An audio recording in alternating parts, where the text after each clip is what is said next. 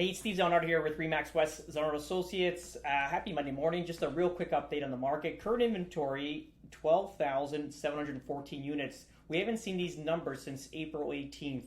We're at April 18th. We're like, I think, 12,000 and change. That was actually the last, or it was actually in Florida for the first time this year during that period when we reported this. Amount of sales were 661 units, a very standard. Good thing is inventory is starting to come down. What we're seeing is people coming off the market. If it's either prior to the holiday, they haven't sold, they're just going to sit tight, maybe not sell or hit the market in early January. Mistake in that's a fatal mistake. I'm going to be honest. People always think about Christmas not to list. It's maybe too religious, or maybe people are not going out to see houses. It's all erroneous. It's all basically a thought concept in your mind.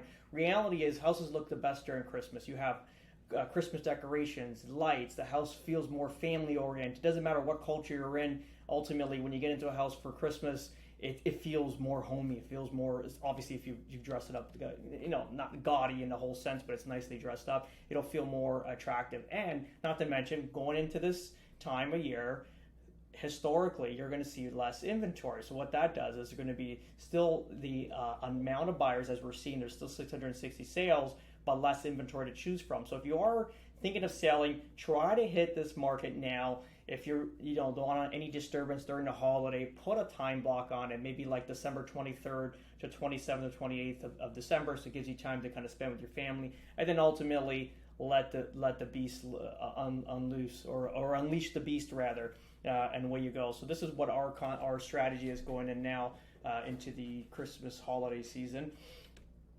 Good thing as a business, we did 6 deals this month already, which is awesome. We did 5 deals back home, and now we did a deal here in Florida last week also. So it looks like as a business, we're doing quite well.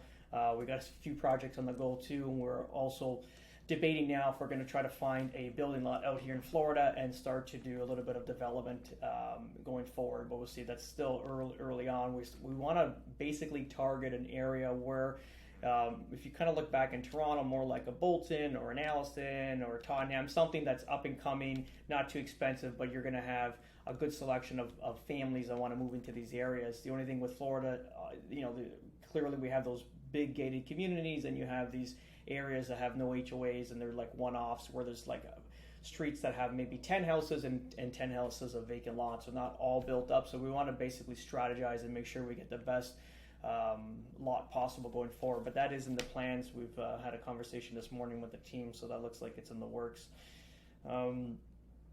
Talking about articles, again, I feel like a teacher could always go back to this, but here it is. Let's look at this. This is interesting, and we know this, and I don't think people's paying attention to this too much, where it says interest on some mortgages in 2022 up 250% from previous year, reported by ratehub.ca.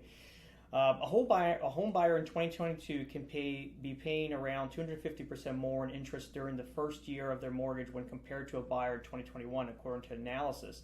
And there's 2 breakdowns here, and then I went off and did my own breakdowns. So in October 2021, a buyer would have paid $12,000 in interest during the first year on their mortgage, according to an email statement from RateHub. In the scenario, the buyer has a $600,000 mortgage and a 2.09% mortgage for 25 years. And if you kind of fast forward to October this year, so according to the statement, a buyer in October 22 would pay $30,000 in interest during the first year of their mortgage. The scenario assumes a $600,000 mortgage with a 5-year fixed rate of 5.24% and amortized over 25 years. So I did our own little calculation here. I did 30 years, but let's do 25 years so we can get a better understanding here. This is our real estate program here. So look at this. This is what they would have been paying the year prior. So it's about 2.1%, $600,000 of more principal and 25-year amortizations. So look at this. Their payment would have been $2,566.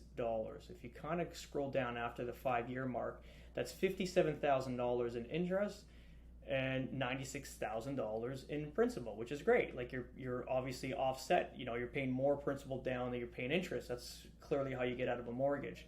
Now you kind of look in today's scenario. So if you kind of look at that, it's basically only a $1,000 difference, which people say, wow, it's okay, it's only $1,000 difference. Like it was $2,500.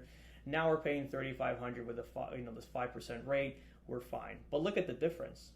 So if your principal is $980 and interest is $2,591, it's criminal. It's absolutely criminal. Look at the past. You were paying $1,500 for principal and $1,000 of interest. This scenario, you feel like you're getting ahead in life. This one here feels like you're drowning.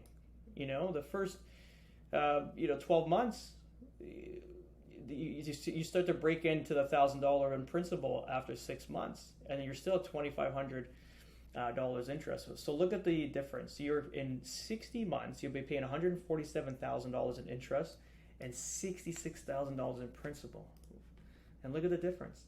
See, people got to look at these numbers. Can't look at what you're paying per month. You got to look at these figures here.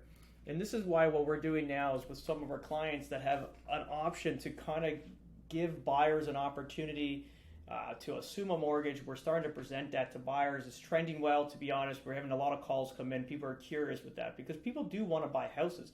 It's just that they've made it so difficult for affordability. People just can't come out and buy houses. So we're getting showings but no offers on some properties. So we're trying to open up maybe a different scenario, trying to think outside the box, give them a VTB or a vendor take-back mortgage on some of our properties, or if we have lower type mortgages that our clients are not going to use, maybe we can have other buyers assume these mortgages.